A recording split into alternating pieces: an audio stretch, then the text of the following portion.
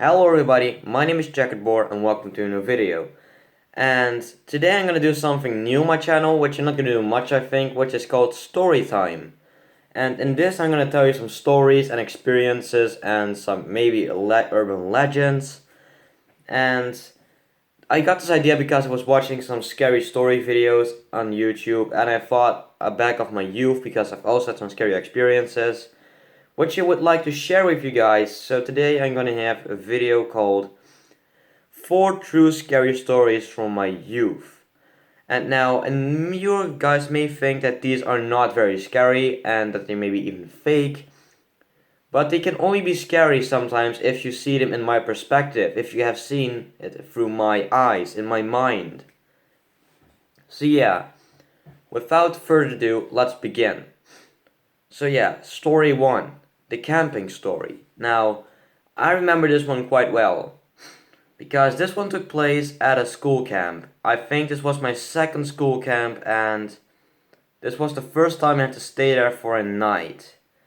And me, I didn't really like school camps because during the day you have to do these very stupid game activities that I really hated, and also because of the nights sleeping there because every single time when I go to a school camp I can barely sleep.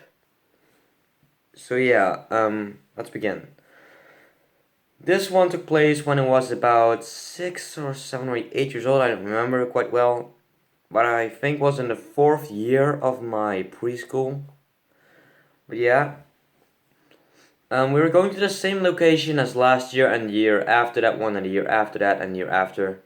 So yeah, yeah, this place was pretty boring. There were two buildings and another building which was owned by the guy who actually owned the camping site. And yeah, you have to remember these two buildings quite well. There were two buildings separated from each other, and these were the sleeping buildings. But yeah, these two buildings were called the loud sector and the quiet sector, and or at least that's how I like to call them. And the loud sector was basically the main building, and this was for the people that were going there to stay for the night there, and they basically were going to stay there and to sleep. And this one was meant for people that actually wanted to talk a little bit more in the night until like 2 a.m. And then you had the quiet building, which was for the people that actually wanted to have a quiet night rest and sleep well. And because I had some sleeping problems back then, and now I still have, I chose to stay in the quiet building. But this was the problem with my school because if you were going to the loud building, you were in the quiet building, and if you got to the quiet one, it was the loud one.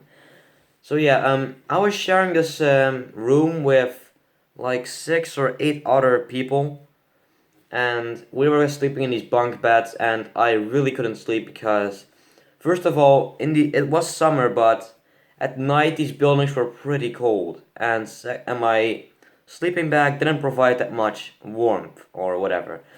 And the second reason is because I don't really like sleeping with other people, with that many people. So yeah. And then this is not scary yet, this is actually quite funny because we were staying up for a long time and we were quite loud. And we sometimes were actually messing around with the girls that were sleeping right across our rooms, and we kind of were annoying them. But then one of my friends or people that were sleeping in the same room as me decided to tell a story about the White Lady, and now this was a ghost story, and he even pretended to summon the White Lady, which freaked out one of the people that were sleeping together with me in the room. And he was going to cry, he was screaming and crying, and I thought it was really funny and also kind of messed up because, yeah, it's not really funny anymore if someone actually, yeah, maybe it is. But yeah, but then I heard this creepy noise, like something was knocked over outside, and now this gave me quite the chills. And others heard it as well, and some of us decided to investigate. And now we didn't see much, only we felt the cold. We were walking on our bare feet, so yeah, wasn't very nice. But then we heard another noise again. Then we again heard a noise, and we also saw something like a dog. And I don't think the owner of the property owned the dog. Yeah, maybe it was just have been something else, but we were not in a very populated area, so the dog freaked me out a little bit. Like, how did it get there? Now, this made me sound very stupid, but this freaked us all out, and we decided to run back and then sleep, but we couldn't because of that thing. So yeah, that was pretty much the end of story one. Not very scary, I know, but for me it was, because you really, like I said, you really need to look at it from my perspective. Story number two, Shadow People. Now, I think a lot of you guys know what Shadow People are. These things pretty much are human-like things that appear in the dark, and they're totally made of blackness. Now, these mostly appear in your room in the dark, and yeah, they're kind of creepy because they sometimes just stand still there and look at you. And now, I have had an encounter with Shadow People as well. This one happened when I was very young. I was going to sleep. Oh, yeah, I don't know how you call it. Have a sleepover there. Not with a friend, but because my parents were gone, I had to sleep together at my. I had to sleep at my grandparents' house. Sorry that I had some struggle saying that. But yeah, this is very common for me because my parents were going out a lot that around that time, because then my grandparents were kind of wouldn't actually keep my. Wait, sorry that I really have struggles talking now. I don't know why, but yeah, let's just continue. Because my parents actually didn't want to leave me alone, and my grandparents lived right across the street. And this wasn't very weird for me. Like, I could get asleep pretty easily, and I had to sleep with my uncle in the same room, which wasn't very annoying for me because I could get asleep very fast. But then something very strange happened. I woke up in the middle of the night. My uncle was still asleep, but when I was kind of waking up, and when I opened my eyes, I saw something that freaked me the fuck out. I was stunned of fear. Like, I really couldn't move. I only could breathe and watch in terror, because what I saw were shadow people. I saw about three shadowy figures walking around the room quietly. Now, the moonlight kind of provided some light in the room, which made me able to see these shadows walking around, and I nearly cried. Seriously, I could barely get my eyes off them. And when he eventually just disappeared, I fell asleep again. This was the scariest experience that I have had with my grandparents there, and I've never told anyone about this because they would think I was crazy. So yeah, that was the end of story two. Story number three. Story number three is called Intruder, and now I said it like a question because this one kind of it gets clearer in the story. Now, okay, this one happened like almost a year ago, and this one is not very scary, only in the beginning a little bit, but yeah. I have always been afraid of burglary in my on my own home. Because, yeah, I mean, I have some weapons to protect myself with, but I don't really know how to use them. Only you can know that with knife you have to stab, or just keep the person away, and with a gun you have to shoot, but yeah. So I've been very afraid of burglaries. And I was home alone, and it was during the day, and the sun was going down, I think. And then, and my parents always told me that I should never answer the door if there was being ringing. Now, we don't have a normal door, we actually have quite a large yard with a fence around it and a big gate. And when someone rings the doorbell, I just have to walk over to the front door and look at the camera monitor. And then and I was just playing games upstairs, home alone, and somebody was ringing the doorbell. And I didn't think my father or mother was expecting anyone, so I was just going on downstairs looking at the monitor, and I saw a man dressed in black and on a motorcycle. And now I think he had his helmet on and he was wearing a black jacket. Now I thought the person was going to leave in a minute or two, but he just kept ringing the doorbell, and after 2 or 4 minutes I went upstairs to look for my phone, and when I got my phone I went downstairs, and then I saw the guy taking off with Then I saw the guy taking off his jacket and putting it on top of the gate, like, because this gate has some very pointy things on it that when you slip on them you can actually get impaled. And so the guy put on the leather jacket, put his leather jacket out and put it on top of the fence. So I immediately thought that he was doing this so he was able to climb the fence. So I freaked out and I got my phone up and I almost wanted to dial 112, which is the number for the police department in my country.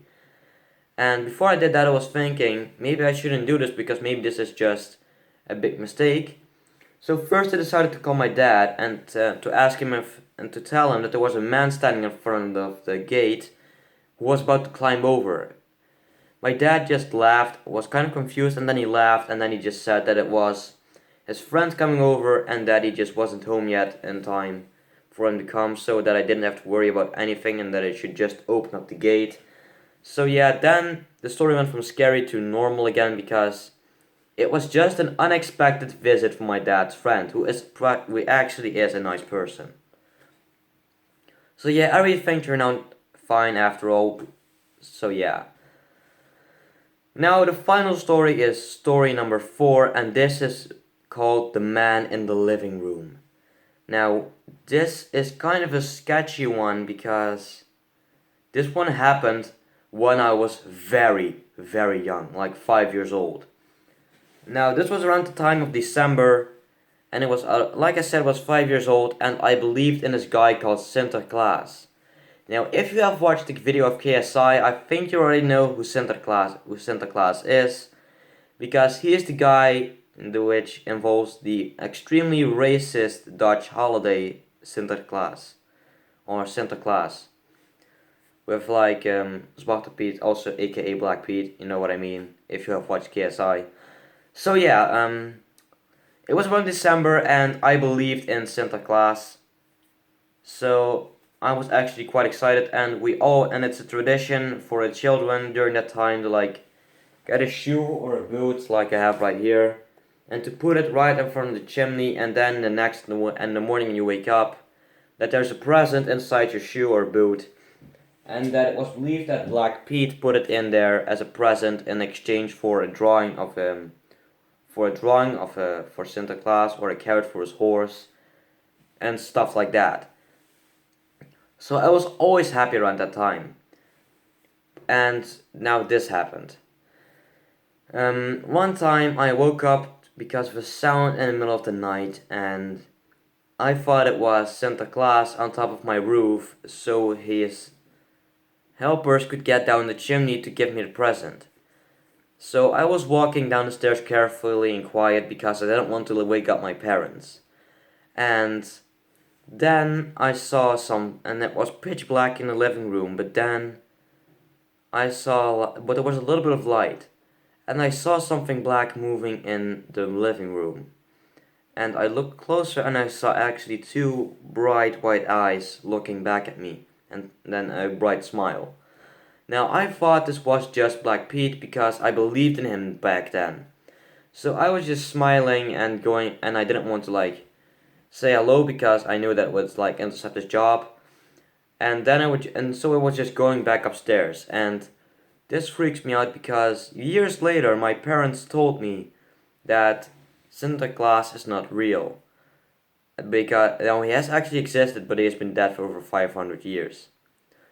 So yeah, this freaked me out very much when I actually thought back of that experience downstairs at night. And I'm still wondering what that was. So yeah, these stories may sound very fake to you, but I assure you that they are real because you can only believe them sometimes if you will have seen them in my eyes, in my perspective, in my point of view and thoughts. So yeah, I hope you enjoyed this and yeah, I'll see you in the next one. Goodbye.